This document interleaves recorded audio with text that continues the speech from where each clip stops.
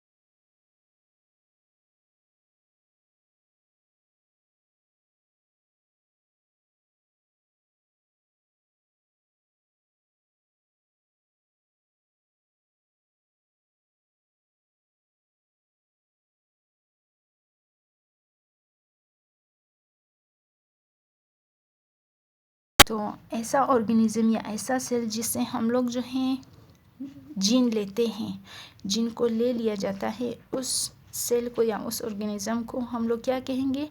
Donor cell या donor से ही। अब इसके अलावा एक चीज़ है प्लाज्मिड। प्लाज्मिड को कैरियर भी कहा जाता है, सही। अब प्लाज्मिड क्या होता है? An additional chromosome in the bacterium cell is called plasmid. Bacteria में तो क्रोमोसोम्स पाया जाता है, ये दागे नुमा ये चीज़ आप लोगों को क्रोमोसोम नज़र आ रही है, लेकिन इसके अलावा एक और चीज़ भी पाई जाती है, एक और क्रोमोसोम भी है, सही। एडिशनल मतलब एक इजाफी क्रोमोसोम है जिसको प्लाज्मिड भी कहा जाता है, सही। अब इस प्लाज्मिड का क्या काम है यहाँ पर, सही। Plasmid can introduce or add the specific gene, therefore plasmid is also called carrier. तो प्लाज्मिड में सबसे अच्छी खूबी क्या है? ये प्लाज्मिड में सबसे अहम बात क्या है कि ये जो है अपने ऊपर क्या एक्सेप्ट कर लेता है, ये जो है अपने अंदर दूसरे जिनको जो है ऐड कर सकता है, इंट्रोड्यूस कर सकता है। मतलब प्लाज्मिड का आधा हिस्सा काट कर यहाँ पर इसके आधे हिस्से में हम लोग किसी और ऑर्गेनिज़म का जीन जो है वो जोड़ सकते हैं, सही, कंबाइन कर सकते हैं इसके साथ। जैसे कि यहाँ डायग्राम में दिखाया गया है, सही, कि प्लाज्मिड यहाँ से ये वाला हिस्सा इसका काट दिया है और यहाँ पर डोनर सेल के जीन को जो है जोड़ दिया है, सही। तो introduction of gene into bacterium consist of many stages. तो ये जो है, ये जो अभी हम लोगों ने ये पढ़ा, सही, ये चीज़ बहुत से स्टेजेस पे मुश्तमिल है, सही। ये कैसे होता है कि सबसे पहले स्टेज में सबसे फर्स्ट स्टेज में क्या होता है स्टूडेंट्स के gene is separated from donor cell which is capable of preparing special type of protein. सबसे पहले स्टेज में क्या करते हैं कि डोनर सेल से उसके जीन को जो है अलग किया जाता है। ये हमारे पास एक डोनर सेल है, सही। यहाँ से जो है एक जीन को काट के अलग कर देते हैं, सही। ये जीन इसलिए काटा गया है यहाँ से क्योंकि इस जीन से ही हमें कोई स्पेशल टाइप की प्रोटीन चाहिए, सही, इस जो कि इस ऑर्गेनिज़म में मौजूद है लेकिन इसमें मौजूद नहीं है। तो ये प्रोटीन, ये वाली खसूसियात जो कि इसके प्रोटीन में पाई गई है, तो ये हमें यहाँ पर भी चाहिए। तो इसलिए हम लोगों ने यहाँ से जिनका एक हिस्सा जो है काट दिया है, सही। तो सबसे पहले स्टेज में जो है हम लोग डोनर से जो है जिन को अलग कर देते हैं, सही, जिन के डोनर को। अब सेकंड स्टेज में क्या होता है कि plasmid of bacterium is separated in which new gene is to be introduced और एडिड। तो सेकंड स्टेज में क्या करते हैं कि बैक्टीरिया के सेल से जो है ये प्लाज्मिड का एक हिस्सा, बैक्टीरिया के सेल से हम लोग प्लाज्मिड को निकाल देकर इसका एक हिस्सा जो है काट देते हैं, सही, अलग कर देते हैं। तो थर्ड स्टेज में क्या करते हैं? This stage the specific gene of plasmid is detached, take off और रिमूव और replaced by the gene of the donor cell. तो यहाँ पर जो जब हम लोगों ने इसको निकाल दिया है तो थर्ड स्टेज में हम लोग क्या करेंगे कि यहाँ पर इस प्लाज्मिड में डोनर सेल के जीन को जो है अटैच करेंगे। जो यहाँ से हम लोगों ने ये वाला हिस्सा अलग कर दिया था, उस डिटैच वाले हिस्से में हम लोग डोनर सेल के जीन को जो है रिप्लेस करेंगे, यहाँ पर जोड़ देंगे, सही। तो ये हमारे पास थर्ड स्टेज हो गई। तो थर्ड स्टेज में हमारे पास क्या बनेगा? ये जो अभी हमारे पास ये चीज़ आई है, तो इसको क्या कहते हैं? Recombinant DNA.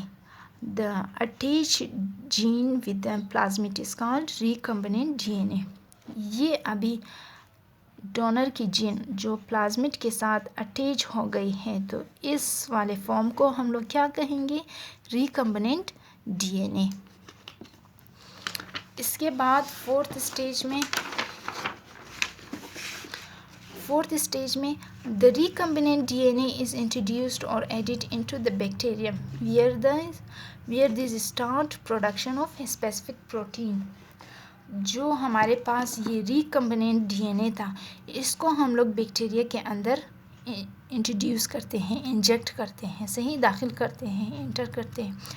तो यहाँ पर ये recombinant DNA जाकर क्या करेगा, वो स्पेशल टाइप ऑफ प्रोटीन जो है प्रोड्यूस करेगा, जिसके लिए हम लोगों ने इस डोनर सेल से वो जीन लिया था.